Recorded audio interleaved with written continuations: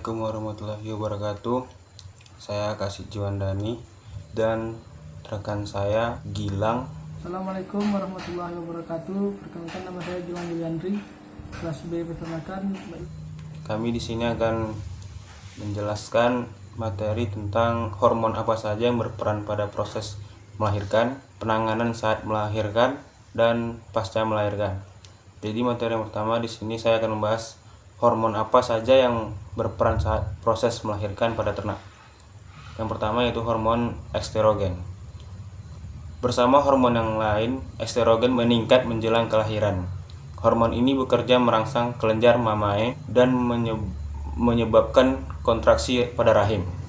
Hormon ini dihasilkan oleh plasenta selama proses kehamilan hingga melahirkan. Yang kedua itu relaksin.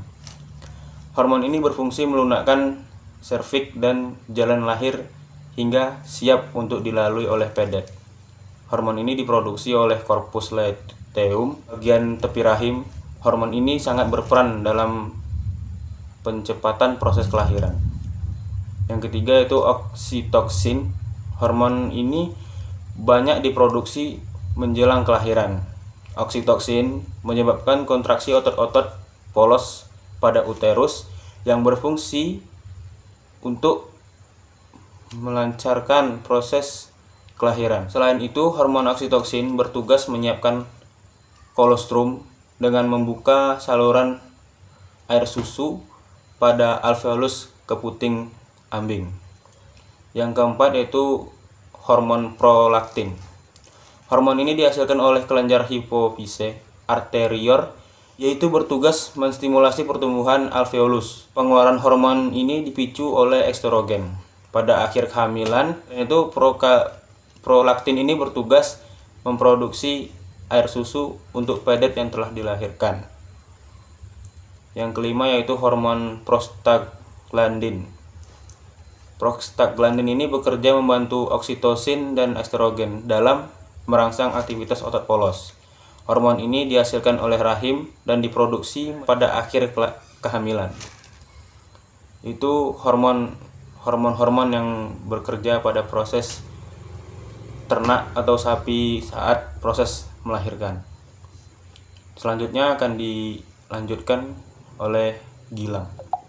Baiklah, saya akan melanjutkan materi yaitu penanganan saat melahirkan dan pasca melahirkan. Perlihatkan gejala akan melahirkan, maka harus dipersiapkan segala peralatan yang diperlukan, terutama untuk pedet yang baru lahir.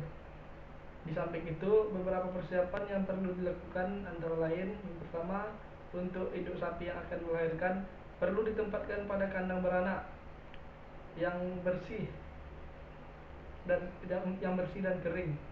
Kegunaan kandang beranak tersebut yaitu memudahkan pergerakan induk sapi sebelum melahirkan atau ketika proses kelahiran berlangsung, karena perbaikan fetus dalam kandungan akan lebih mudah jika induk sapi dalam keadaan bergerak atau berjalan. Yang kedua, amati perubahan tiap jam sekali. Amati terhadap gejala partus dan siap memberikan bantuan bila diperlukan. Yang terakhir, jika induk sapi tampak sehat dan proses melahirkan normal, maka pertolongan dari luar tidak diperlukan. Prosedur penanganan pedet yang baru lahir diantaranya adalah: pertama yaitu persiapan kandang. Kandang untuk pedet yang baru lahir dipersiapkan dengan memberikan jerami kering pada lantai atau kertas yang bersih. Lantai kandang sebaiknya dalam keadaan kering dan tidak lembab sehingga pedet merasa nyaman. Yang kedua, pembersihan lendir. Lendir yang berada pada rongga hidung dan mulut pedet segera dibersihkan dengan tujuan untuk melancarkan pernapasan. Yang ketiga, pemotongan tali pusat. Tali pusat yang terus dibiarkan menempel pada perut pedet akan menyebabkan infeksi sehingga pedet dapat mengalami kematian. Yang keempat, pemberian kolostrum. Pedet yang baru saja lahir lebih baik dibiarkan bersama induknya selama 24-36 jam untuk memberikan kesempatan memperoleh susu pertama atau kolostrum. Kolostrum adalah produksi susu awal yang berwarna kuning agak kental dan berubah menjadi susu biasa selama 4-5 hari.